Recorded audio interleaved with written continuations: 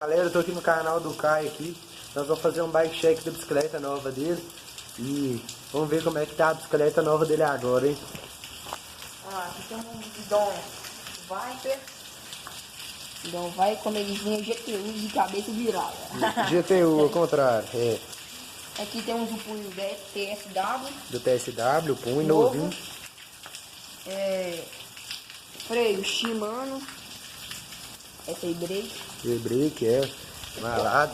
A bike tá meio suja, viu, galera? Mas releva aí, porque nós andamos de bicicleta hoje na trilha. Tava chovendo aí, como vocês podem ver. Aí tava com um pouquinho de barro, mas é isso. Aqui tem uma suspensão Santur. Santur. É de XC. De Mas XC. vou pegar minha suspensão RT3. Vai pegar a Semana Blaze. ainda. É. Os aros VMAX. Os dois são VMAX. Os dois aros são VMAX. Aí, ó. Os aros VMAX. Pneu é o Maxxis. Maxxis. GH. HE Front. GH Front. O pneu de trás é um Xiaomi 2.35. 2.35. O quadro temos um Gils Forfix. Forfix. Daquele naipe. Por quê? Ô, mano, eu não faço a mínima ideia. Eu não sei o ano, não. O ano não sei qual É um tiquinho mais antigo, mas é bom. Tem no banco essa marca aí, eu não sei falar o nome desse Eu banco. também não sei, não. Canote Gils, aqui ó. Canote Gils. Braçadeira Absolute. Absolute. Pé de vela. Temos o pé de vela Shimano.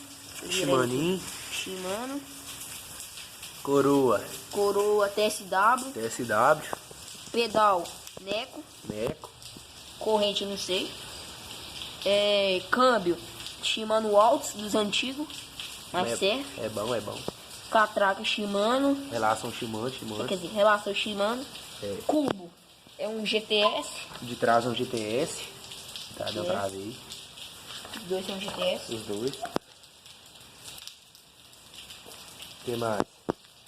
Só isso. É isso aí, galera. Bicicletinha nova. Check. Bicicletinha nova do Caio. Top. Tamo aí. Agora derreter. Vambora.